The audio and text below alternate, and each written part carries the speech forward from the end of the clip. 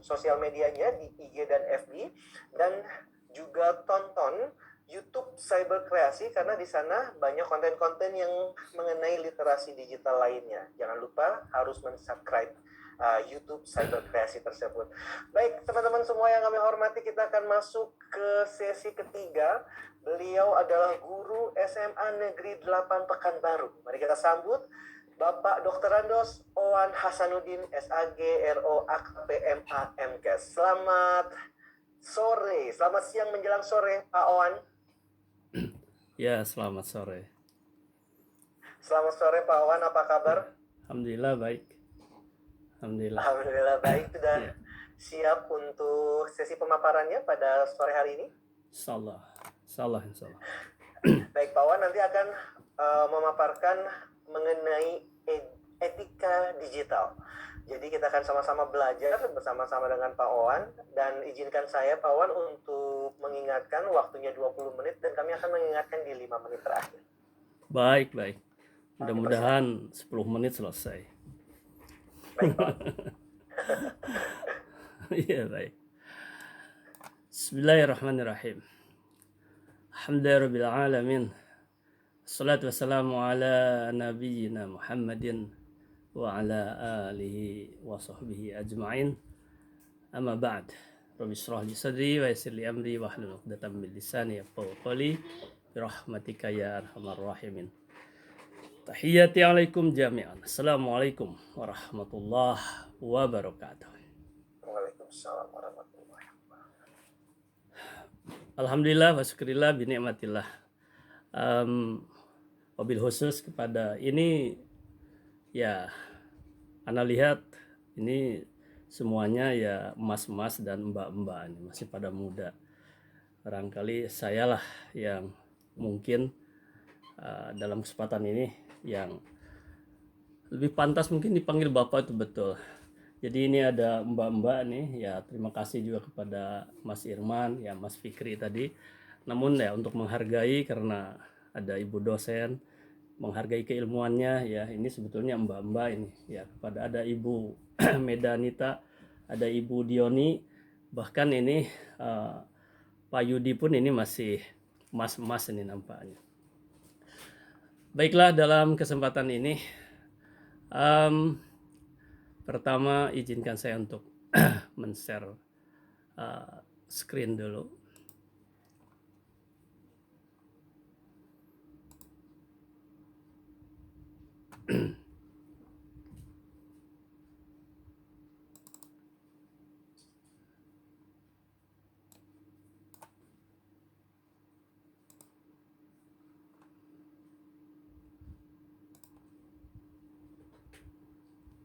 Mudah-mudahan sudah muncul. Sudah muncul Mas Irman? Sudah muncul, Pak Owan, kami persilahkan. Ya, terima kasih. Sebenarnya secara teknis sudah banyak disampaikan tadi oleh narasumber terdahulu.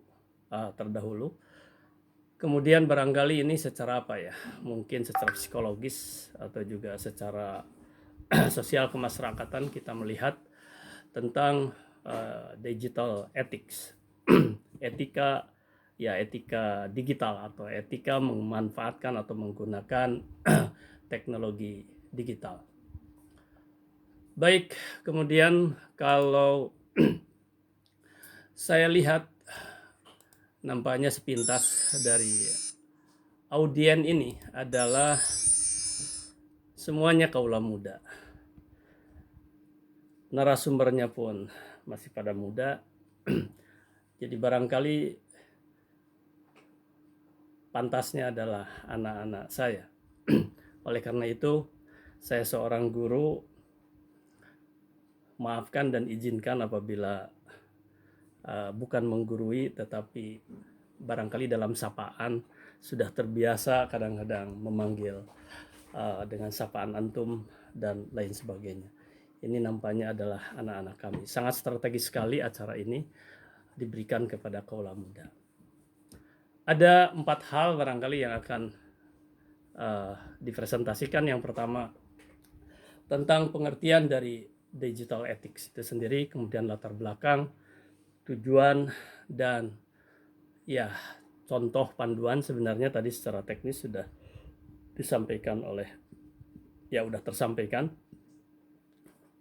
oleh beberapa pembicara atau oleh 2 pembicara terdahulu. Mudah-mudahan saja ini saling takkid ya, mudah-mudahan memperkuat.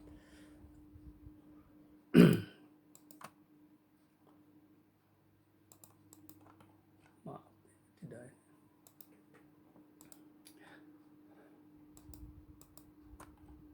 Masya Allah. Maaf, ada sedikit tidak bisa connect. Kenapa? Wallahu a'lam bishawab.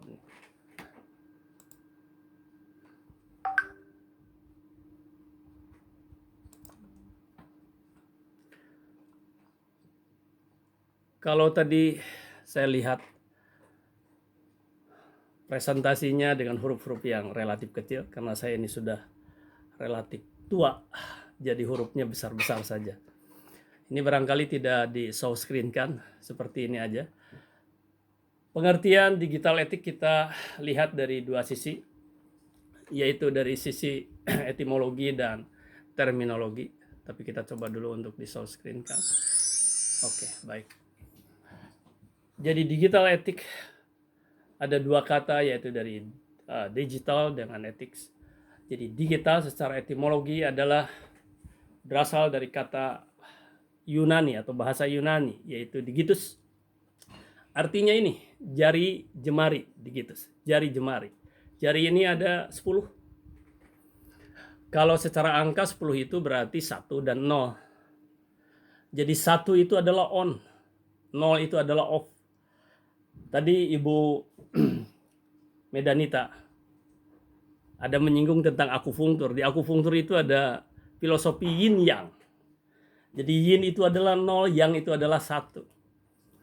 Artinya berpasangan terus. Hak, batil. Benar, salah. Baik, buruk.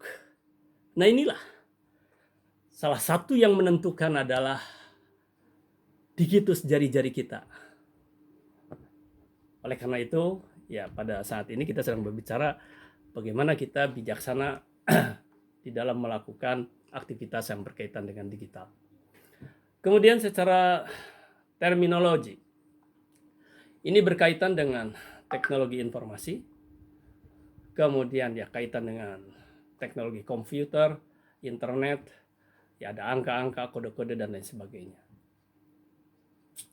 Adapun etika secara etimologi dari etikos, dari bahasa Yunani, yaitu timbul dari kebiasaan. Kemudian secara terminologi yaitu prinsip-prinsip moral, atau di dalam agama dikenal dengan akhlak.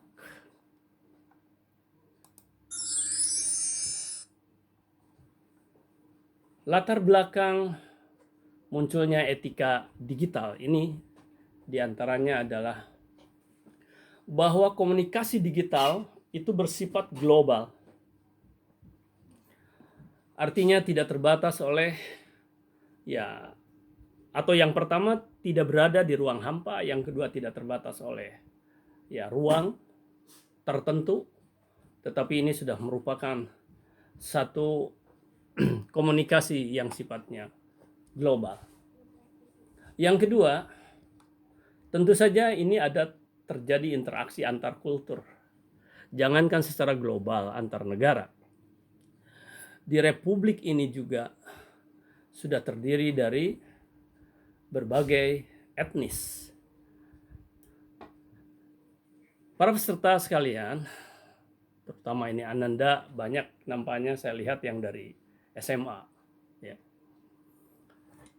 Jadi kita wajib mensikapi di dalam masalah berdigital ini, yaitu bahwa kita berhadapan dengan berbagai bangsa dan suku bangsa. Wajalnakum syu'uban wa qabaila lita'arafu.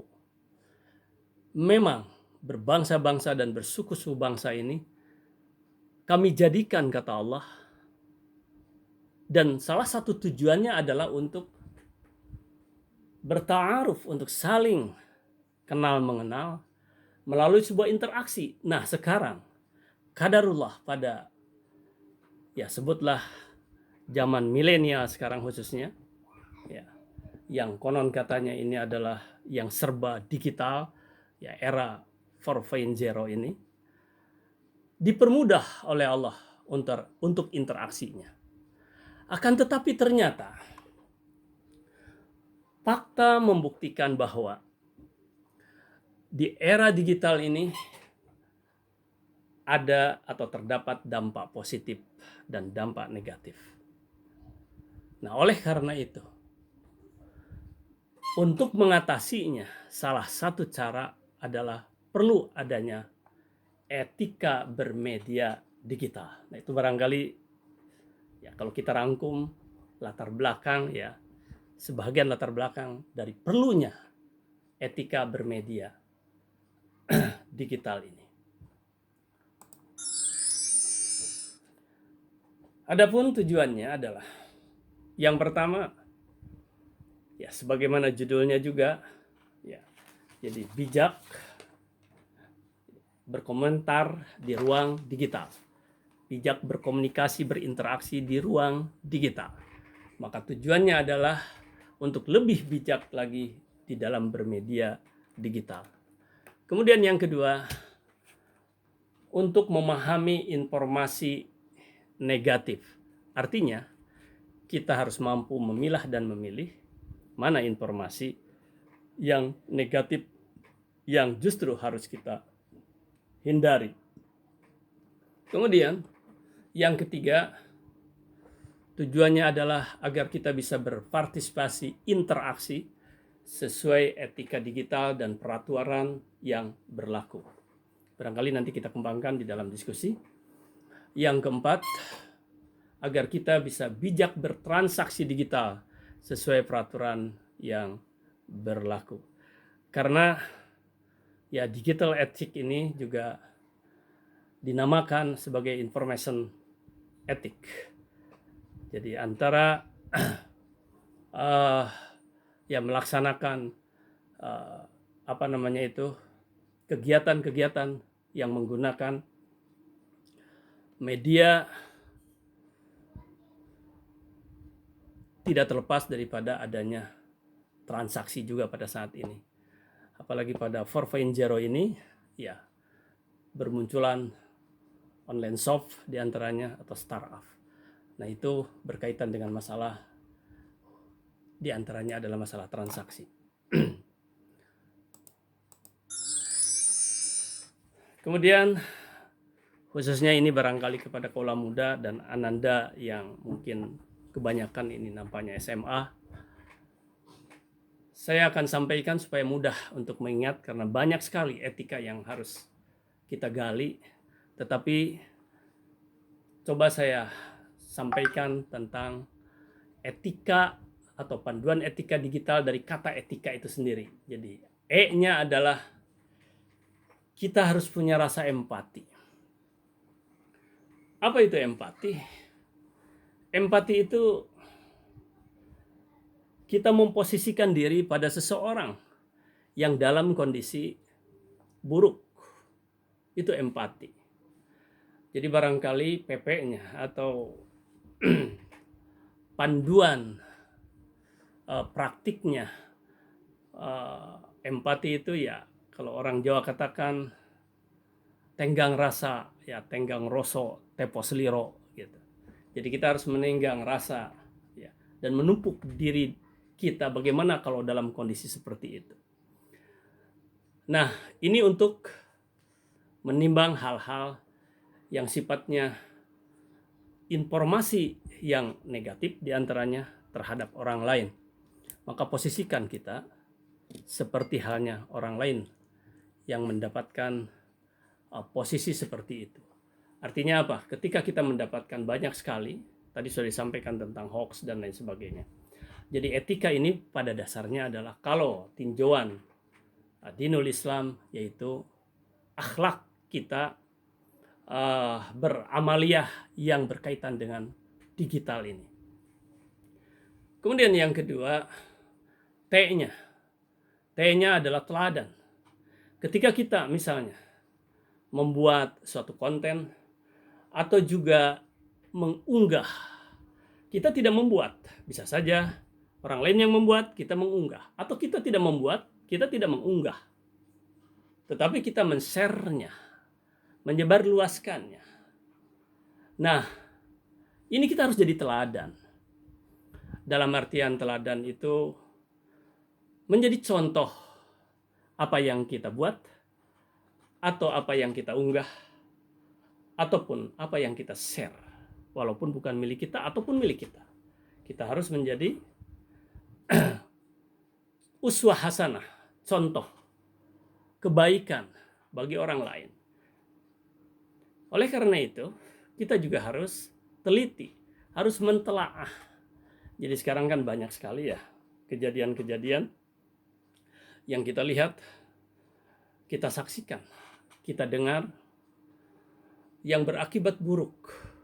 Ya, tadi sudah disampaikan banyaknya hoax, adanya cyber bullying, ya.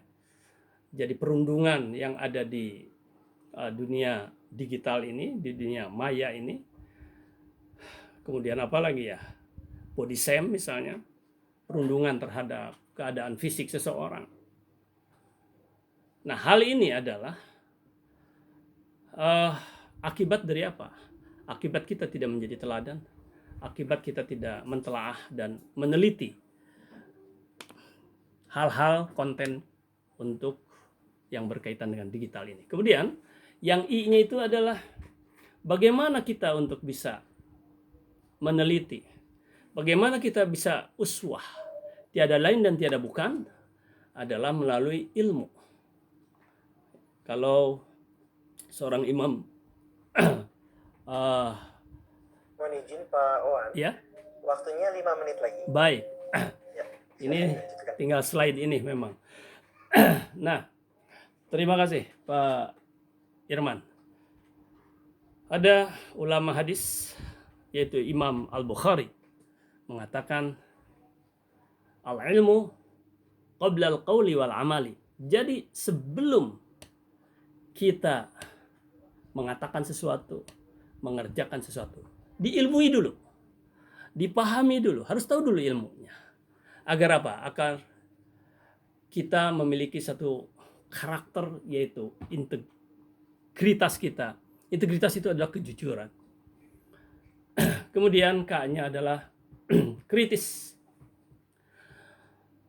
Jadi setiap kali informasi yang kita terima, apalagi kita yang membuatnya, kita harus mengkritisi apa yang kita buat, apa yang kita terima. Apakah ini memang akan menjadi sebuah kebajikan atau tidak? Oleh karena itu kita harus mengkategorisasinya. Mana yang benar, mana yang salah. Tadi sudah disampaikan juga beberapa cara untuk mengkategorisasi, untuk mengecek tentang kebenaran suatu berita misalnya. Nah, oleh karena itu tingkatkan keterampilannya. K-nya ada keterampilan juga. Kalau di sekolah itu dikatakan sebagai psikomotornya. Tadi mungkin ilmu adalah kognitifnya. Nah, kemudian yang terakhir adalah afektifnya. Kalau memang sudah diilmui, kemudian juga sudah dikategorisasi, dipilah-pilih, dan ini adalah yang hak, ini adalah batil, maka silahkan action. Kalau misalnya action dalam artian silahkan bisa di-share untuk menjadi sebuah kebaikan. Jadi A-nya itu adalah akhlak, A-nya itu adalah integritas, amanah, tanggung jawab, dan amanah. Demikian barangkali pemaparan pengantar, karena saya adalah orang Riau, maka ditutup dengan pantun. Sungguh indah burung cendrawasih. Alhamdulillah dan terima kasih. Kemudian ada satu lagi. Pergi ke optikal beli kacamata. Mata dirawat dengan akurat. Kita berdigital harus beretika agar selamat dunia dan akhirat. Aqulu qauli hadza wa astaghfirullah li wa lakum. Assalamualaikum warahmatullahi wabarakatuh. Waalaikumsalam. Waalaikumsalam warahmatullahi wabarakatuh. Kami ucapkan terima kasih kepada Bapak Dr. Andes Owan Hasanuddin SAG, RO AKP MAMKes, yang telah memaparkan materinya pada sore hari ini. Luar biasa sekali kita belajar bagaimana beretika di dunia digital. Jadi memang dunia digital dengan dunia real itu memang sepertinya mempunyai etika yang sama.